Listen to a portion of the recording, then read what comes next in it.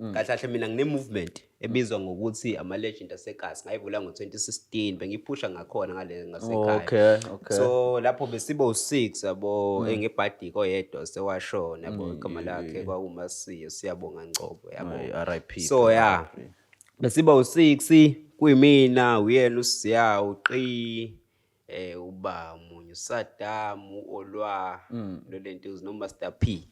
So yabo indlela besiphusha ngayo yabo omunye methola like uthola ukuthi ngizothola i-interview mina lapho ngithole kweni interview then sengizovulela nomunye sengicela ukuthi Razo yazi khona abantu esibambisene nabo kanje bengicela ungifakele yabo kahle movement vele imnandi ngaleyo futhi movement ubanjiswene without ukuthi kuze kuthiwe kuyi-group yabona yabo like makuvuleka igebe ngiyakufaka kanjani nomunye mezokunye uyasifaka nje bekuyinto kanjalo kunothi ukuthi like bese i-group sicula ndawonye but isiwenza ama collab yabo uthola ukuthi so abawu3 bazoshaya ingoma abanye futhi abawu3 kanjalo yabo.